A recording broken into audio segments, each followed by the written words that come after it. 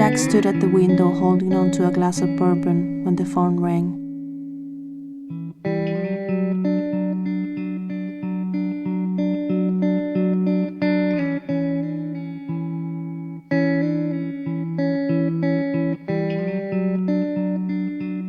He hesitated for a moment, choked down the rest of his drink, and went over to the desk. Some rich guy was looking for his runaway daughter. The money was good, and Jack sure as hell didn't have the luxury of being picky these days. The caller didn't leave him a lot of information to go on. He quickly wrote down 2 names: Amanda Kane, the daughter, and the Pink Flamingo, some shady bar somewhere in New Harbor. The Pink Flamingo was Jack's best bet, but he had to find out the exact address. Jack took the phone book from the shelf. The Pink Flamingo was down in East Village. Definitely not the right neighborhood for a young girl, he thought. It was time to give this classy joint a visit. Jack opened the drawer and picked up his gun. His old companion felt heavier than usual. He pulled the slide back and let it snap back into place. The Pink Flamingo was down in East Village. That was all the information Jack needed.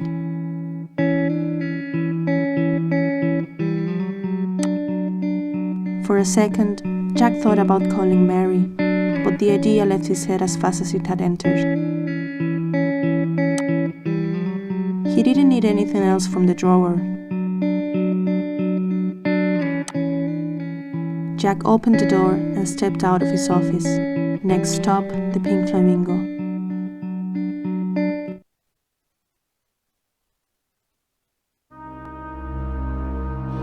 The streets were quiet.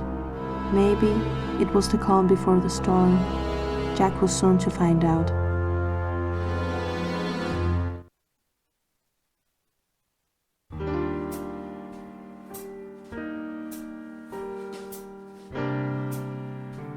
The place reeked of cigarettes and cheap liquor. Not a place for pink flamingos. Maybe the owner was a bird lover, Jack thought. 2 guys were sitting in a corner having a heated discussion about last night's game. Another was passed out on one of the tables. A drunk was sleeping on one of the tables. Jack had been there, drowning his guilt in booze after his partner's death. A drunk was sleeping on one of the tables. Jack had been there, drowning his guilt in booze after his partner's death.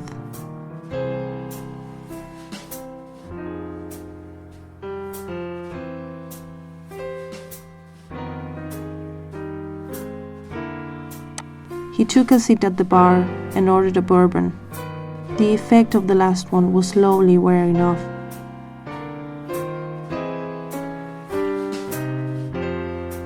The barman was a scrawny-looking fella. When Jack asked him about Amanda, he just looked at him and kept on wiping the bar.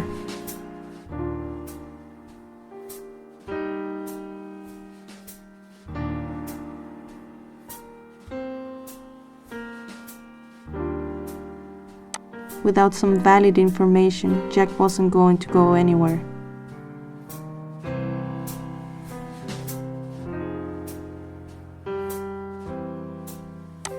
There is no such thing as free information. Jack dropped a 20 in the tip jar. The bartender just pointed at the back door and told Jack to talk to a guy named Samiri. Jack went to the back door and the barman busted the door open. It was never a good sign having to leave a bar through the back door.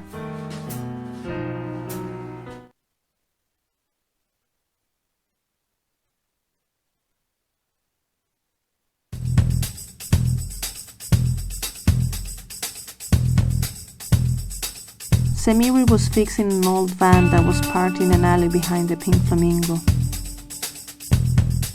Jack thought about the bourbon he left on the bar. What a waste. The volume on the van's radio was maxed out. Jack shouted his name but received no response. Samiri couldn't hear him over the loud music that was coming from the van's radio. Jack went over and turned the music off. Samiri came out under the van, told Jack to peace off, and went back under. A little annoyed, Jack made another attempt to start a conversation. Once again, Samiri turned him down and told him to fuck off. Jack was tired of playing games. He kicked the van as hard as he could, but Jack, literally holding up the van, almost jumped out of place. He now had Samiri's full attention. He came out under the van, this time with a pipe in his hand. He was screaming something about drugs and a payment for a guy named Fuentes.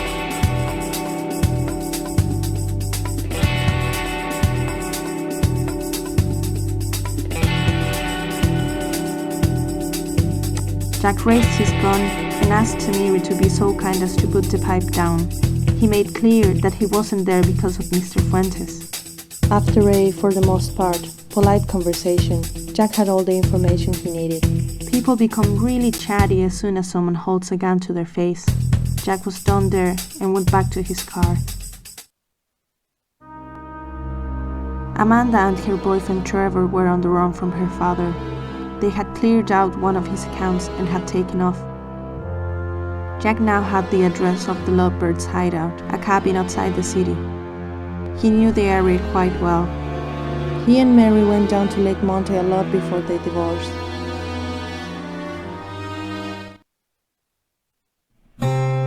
Jack had left the car at the road and was slowly making his way to the cabin. The moon was much brighter than in the city, he thought.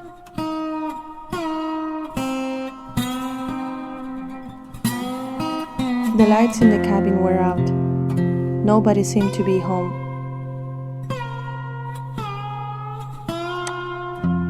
The fuse box was completely fried. Under it, Jack found a flashlight that seemed to be working.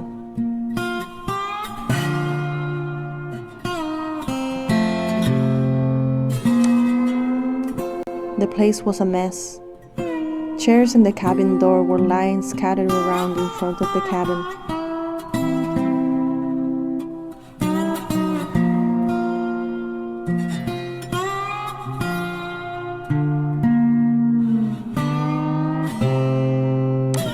The place was a mess. Chairs in the cabin door were lying scattered around in front of the cabin. Jack went inside to take a closer look. Jack was looking around the cabin. It became clear to him that they must have left in a hurry. Maybe Samiri had tipped them off. A strange green light was coming through the windows. Most of the furniture started to float in mid-air. Jack reached for his gun and ran outside. Jack couldn't hear a sound. The green light was pulling him, lifting him up into the air. He was floating over the cabin when he lost consciousness.